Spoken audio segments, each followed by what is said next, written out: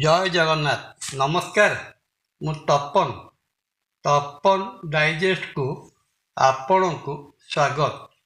ନୈସର୍ଗିକ ଶୁଭ ଗ୍ରହ ଦେବଗୁରୁ ବୃହସ୍ପତି ଚଳିତ 2024 ମସିହା ଜୁନ୍ ମାସ 2 ତାରିଖ ଦିନ ମିଥୁନ ରାଶିରୁ ବାହାରି ନିଜର ଉଚ୍ଚ ରାଶି କର୍କଟ ରାଶିରେ ପ୍ରବେଶ କରିଛନ୍ତି।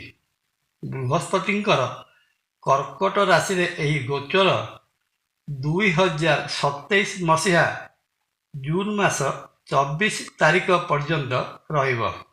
ଏହି ସମୟରେ 2026 ମସିହା ଅକ୍ଟୋବର ମାସ 31 ତାରିଖ ଦିନ ଗୁରୁ ଅତି ତୀବ୍ର ଗତିରେ କର୍କଟ ରାଶି ପରିତ୍ୟାଗ କରି ସିଂହ ରାଶିରେ ପ୍ରବେଶ କରିବେ ଏବଂ 2027 ମସିହା ଜାନୁଆରୀ ମାସ 25 ତାରିଖ ପର୍ଯ୍ୟନ୍ତ ସିଂହ ରାଶିରେ ଅତିଚାରୀ ଭାବେ ଭ୍ରମଣ କଲା ପରେ ପୁନଶ୍ଚ ସେହିଦିନ କର୍କଟ ରାଶିକୁ ପ୍ରତ୍ୟାବର୍ତ୍ତନ କରିବେ।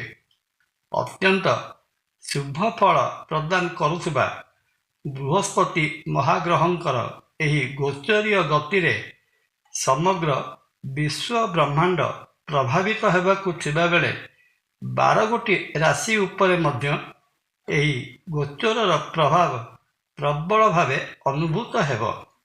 ଧନୁ ଓ ମୀନ ରାଶିର ଅଧିପତି ଦେବଗୁରୁ ବୃହସ୍ପତି ମହାଗ୍ରହଙ୍କର ଏହି ଗୋଚରର ପ୍ରଭାବରେ କର୍କଟ, କନ୍ୟା, ବିଛା ଓ ମକର ରାଶିଜାତ ବ୍ୟକ୍ତି ବିଶେଷ ଶୁଭ ଫଳ ପ୍ରାପ୍ତ କରିବାର ବହୁତ ସମ୍ଭାବନା ରହିଥିବା ବେଳେ ମେଷ, ବୃଷ, ତୁଳା ଓ କୁମ୍ଭ ରାଶିଜାତ ବ୍ୟକ୍ତି ମଧ୍ୟ ମଧ୍ୟମ ଧରଣର ଫଳ ପ୍ରାପ୍ତ କରିବେ।